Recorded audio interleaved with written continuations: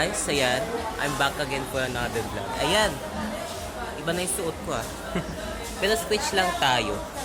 Switch lang tayo Switch tayo dito sa Lamang Spot. Ayan. Switch tayo dito sa Lamang Spot guys Ayan. Let's go.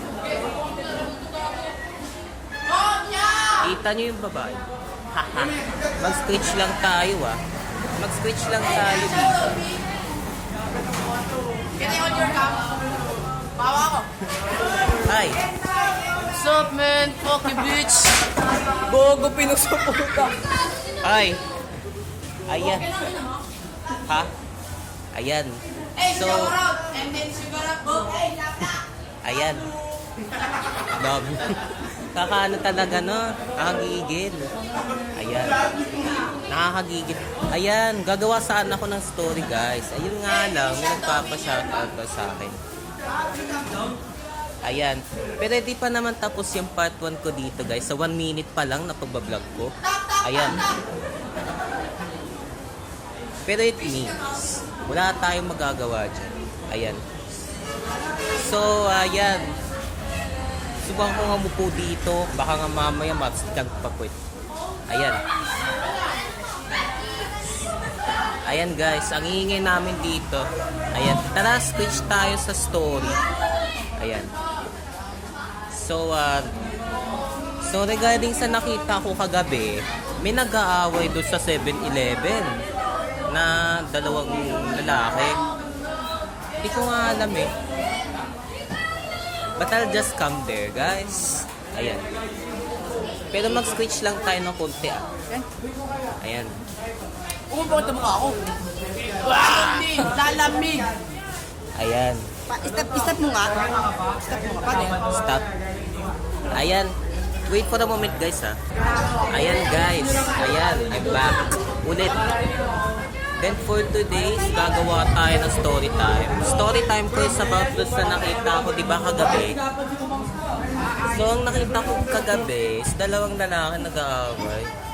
Hindi ko nga alam Hindi ko nga alam kung about basta yung pinagbabatil, pinag-aawayan nila. Hindi ko nga alam ba't sila nagbabatil ng suntukan battle kagabi. Ayan. Hey, Shamlu. Sorry. I never been. May bago ka name. Ayan. Ang sign city mo, limited edition. So, ayan guys, di ba nakikita nyo yung sign? Opo. Kung nakikita nyo yung sign, isabihin niya, naka-open na yan. Naka-open na yan na section namin. Naka-open na yan na section namin. Kung makikita nyo lang talaga yung section na yan. Ayan. Ayan. So, switch lang tayo na konti guys dahil hindi na ako init na init. Pero teka lang guys. Ayan guys. Nakikita niyo ba yung view dyan? Ayan, napaka-ingay ng mga tricycle motor dyan. Mga kotse. Ayan, Diyos ko, nakakaumay. Maumay na lang tayo guys kung sobra pa talaga yung kaingayan nitong kotse, motor. Pati truck na damay, Diyos ko. So regarding sa nakita ko, yung truck, sobrang pasimuno ng ingay. Ayan. Yung truck, sobrang pasimuno ng ingay. Pero alam niyo ba guys kung ano ba talaga pinaka-screech moments ko? So ang pinaka-screech moments ko is yung all about do sa nakita ko sa 7-Eleven kagabi. So ang nakita ko doon sa 7-Eleven kagabi is di ba yung dalawang lalaki nag-aaway dahil nga di ba hindi ko na lang alam. Hindi ko na lang talaga alam kasi kakapunta ko lang dun Ayan. Baka nga nasa isip ko, madadamay ba ako? Madadamay ba ako sa suntukan nila? Lumayo na ako kasi medyo malapit ako dun. So upon seeing this, may nagsasabi daw sa akin na wag ako pumunta doon, wag akong lalapit doon sa dalawang yun. May nagsasabi sa akin ganun. Kasi one day if lumapit ako rin naman na madadamay. Ako rin naman madadamay sa kanilang mga ginagawa. Pero hindi ako talagang opportunista. Hindi ako opportunista guys nagpapaano lang talaga ako ng story, nagpapalago lang ako ng story. Kasi one day lumago yung story ko, is parang ano, parang wala na akong wala na akong magiging alam. O kaya para magiging ubos na yung magiging pasensya ko. Ayan. So ayan. Teacher's table. Teacher's table namin yan. So ilalagay ko lang sa blackboard yung cellphone ko. Teka lang guys Ayan guys. So iwan na lang natin yung ano yung ginagawa ng mga tao. Wonder if kaya ako gawin yun sa inyo. What if kaya ako gawin yun. Pero stretch lang guys Kasi marami na naman ako nakikita ko.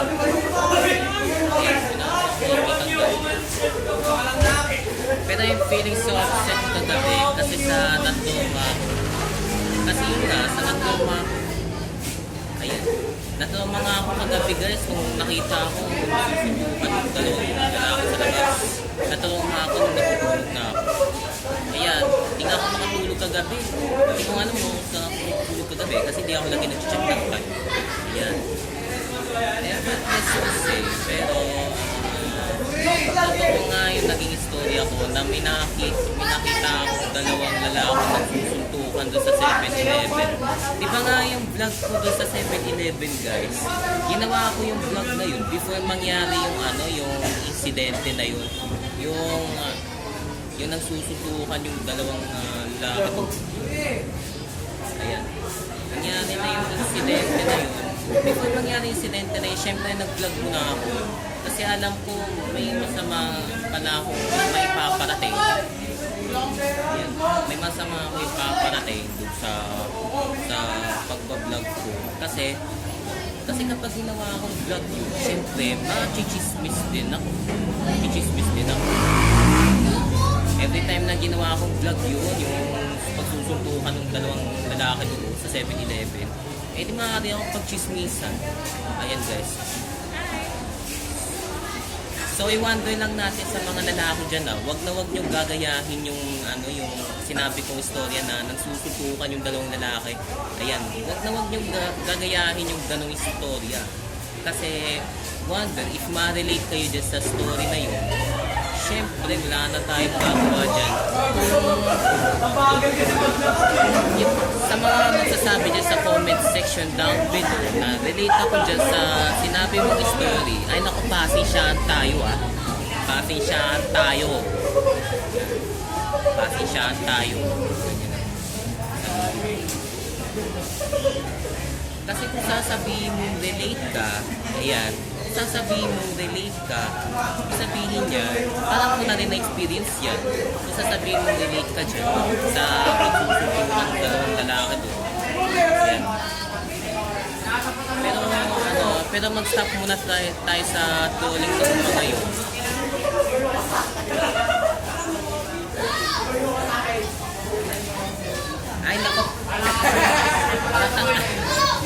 Ay nako guys, napakapulit no. Napakapulit. Ang layo ng ginawa niya sa akin Ang layo sa ginagawa niya sa akin. Layo na ng ginagawa niya sa akin. Yung para bang memes talaga guys. Para bang memes na. So, kung sasabihin nyo lang na relate kayo dyan, pwede nyo naman sabihin, pero huwag naman yung sasabihin yung relate ako, pero gumaganti pa rin ako. Huwag mo sasabihin niya sa comment section down below. Kasi kung sasabihin nyo pasensyahan talaga tayo. Pasensyahan tayo guys kung sasabihin niya sa comment section down below. Yan. Kaya wag na wag yung sasabihin niya na relate ka pero gumaganti ka pa rin. Wag na wag yung sasabihin niya na may comment section down below. Kasi kung sinabi nyo yan, pasensyahan talaga tayo. Ayan. Mahilig pa naman ako may pagpasensyahan guys. Sinasabi. Mahilig pa naman ako may pagpasensyahan. Isabihin niya, kapag nagpasensyahan tayo, ririltokin ko kayo. Ayan. Ririltokin ko kayo. If naubos na yung pasensya ko sa inyo guys ririltokin ko kayo. Yan. Ako, ayoko talaga sa mga ganun Ayoko talaga sa mga ganun nagko-comment sa akin. Kasi wonder nyo lang guys, if nagko-comment kayo ng ganun, parang nag-uubulan kayo ng chismis. Ayan. Parang na kayo nag-uubulan ng chismis. Ayan. So, wag na wag niyong gagawin yan. Yung magko-comment kayo na relate ka, tapos gumaganti ka. O kaya, magko-comment ka na parang chinichismis mo. Ayan. Wag na wag niyong gagawin yan. Ako, pag ginawa niyo yan sa akin, pasensyahan tayo pasensyahan tayo guys. So shoutout nga pala sa kabilang section, Lumalinaw. Tas extra 2 people dito sa Lamang. Shoutout din. Ayan. So di ba sinabi ko 6 to 10 people sa Lamang. Ang gagawin ko is shoutout sa 8 to 12 people dito sa grade 10 Lamang.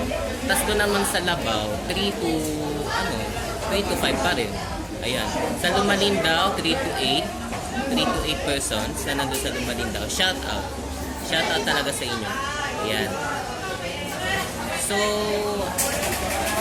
kung relate kayo sa story, mag-comment lang kayo, pero huwag nyo naman pagchismisan.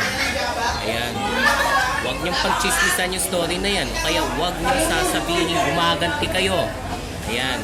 Ang strict ko pa naman guys sa mga ganun, sinasabi ko. Ang strict ko sa mga ganun, mahilig talaga akong mangliltok sa mga ganun. Ayan. Sinasabi. Wala na tayong magagawa dyan guys, kundi yun lang, you know. Ayan, so gagawin ko na lang siyang story time and obligating fanmates vlog. Ayan. Story time and obligating fanmates vlog is done by now. Mamaya, abangan nyo ako on my next vlog. Ayan. So, di ko alam kung anong gagawin ko on my next vlog, pero abangan nyo lang yung gagawin ko sa next vlog ko. Then sana maintindihan nyo ako na wag kayo mag-chichismis. Ayan, so see you guys again mamaya. Gabi ba yun? O mamaya? Basta mamaya. Ayan, so see you guys na lang mamaya. Bye!